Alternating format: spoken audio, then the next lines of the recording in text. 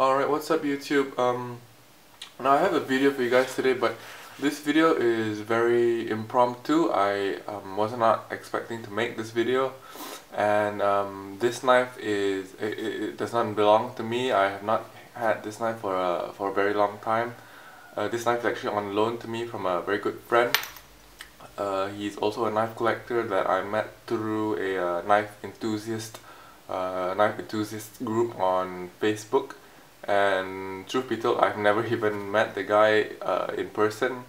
We've only communicated through Facebook Messenger, and yeah, these things, these friendships also, they don't really come around much when it comes to other hobbies and whatnot. But I don't know, if knife collecting, you tend to have unique friendships being made, like the one I have with my friend right here, the guy who loaned this to me. His name is Douglas. So Douglas, if you're watching this video, thank you very much for the loan.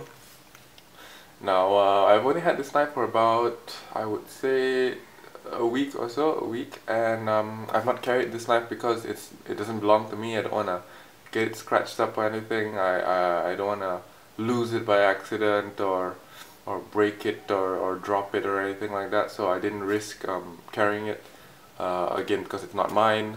So I can't give you guys a too well informed overview of this knife. This is the Direware Solo V2, second generation Direware. I'll just talk briefly about this knife, what I think about it, what I feel about it, how I feel about it, what I like, what I don't like about it, and a bit about Direware knives. Now, quick specs: this is a 3.4 something blade, just short of 3.5 inches, with an overall length of about 8 point something inches. So in terms of dimension, in terms of length, not really too long of a knife, but it stands out more in terms of its height. I guess you can call this the height of the knife, and in terms of its thickness. So it's a very thick knife. Let me just zoom this, let me just focus this in here, and I'll compare it to something a bit more common than this. I'll reach over for my Sebenza. This is a large Sebenza 21. Now as you can see, yeah, there it is. There's how thick the liners are on the Direware comparison to the Sebenza. Yeah, there we go. You know, I know a better way to show this. Here. Okay, I think this is the thickest point on the Direware. There we go. Easily about 1.5 times the thickness of a single titanium scale on the Sebenza, and the carbon fiber is no less thick, no less beefy in comparison to the titanium scales.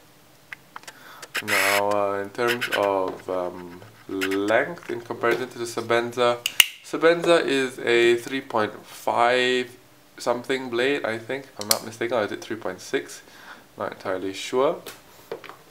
Now if we put these butt to butt, the Direware creeps past the Sebenza by I'd say 0.75 inches or so, 0.75 inches.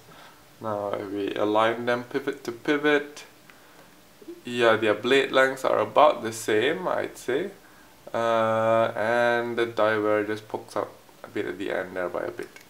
In terms of the height of the knives, yeah, the Direware is way higher than the Sebenza.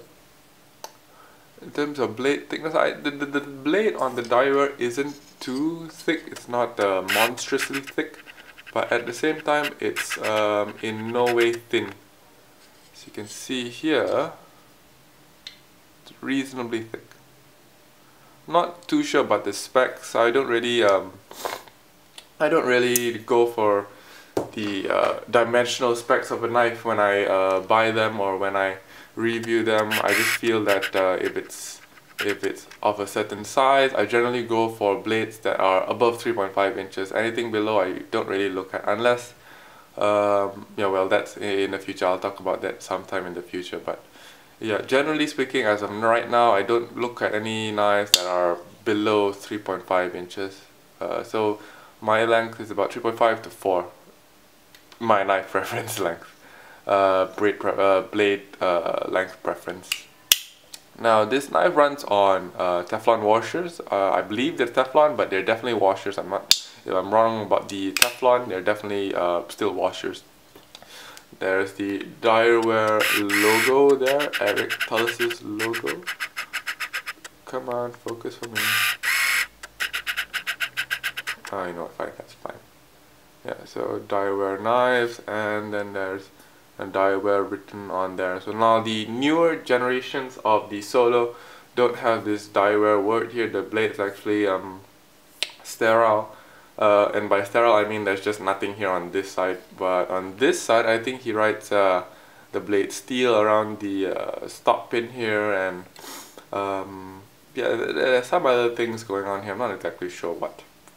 Now, as of right now, as of the moment shooting this video, Direware's books are currently closed. Eric Tullis's books are currently closed. He's the brainchild behind Direware knives. And I'm really hoping that he opens his books soon, possibly sometime in the middle of next year or so. I mean, this is what I've gotten from going through Blade forums and whatnot. I believe he might open his books sometime next year, but I'm not exactly sure of the exact date.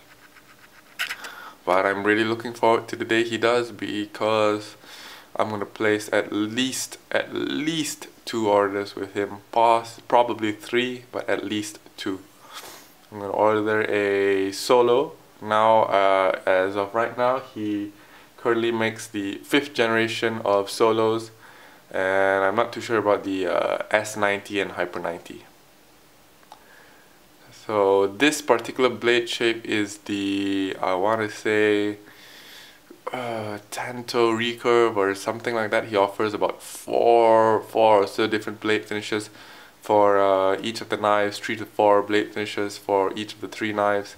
This is the non-flipper version of the Direware Solo. He also offers a flipper version, and the S90 is basically a shrunken down version of the Solo. It looks more or less the same frame shape and whatnot, same blade. Well, the blade depends on whatever shape that you want to choose, and it's just basically a shrunken down version of the Solo with a 2.9 inch blade or something like that. This has a almost 3.5, so it's about half an inch shorter. And the Hyper 90 is an entirely different design on its own, but nonetheless it's still badass nonetheless. Now this knife is a very tanky knife. What do you call it? The detent is it's not overly aggressive. You can still disengage the detent. You can still you can still unfold the knife, but at the same time it offers you this satisfaction when you do break through the detent, and that sound that it makes when it closes, it's just you know, let's see if I can. Yep. Again, one more time.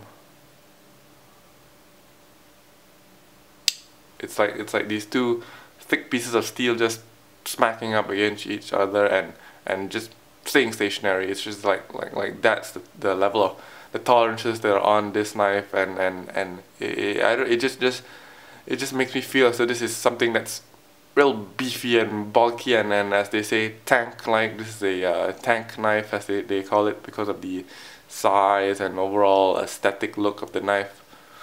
The pocket clip is very comfortable. I've had this, I've slipped this in and out of my pocket a couple of times just to test out the clip. It's actually quite a deep carry pocket clip. It doesn't look that deep carry, but it actually quite is. But at the same time, it's not so deep that you'll have difficulty getting the knife out of your pocket. It's a 3D sculpted, well, not 3D sculpted, but it's on barrels here, so not too plain of a clip, quite fancy, but at the same time very practical, very practical. And you can swap it tip up, tip down, but only right side.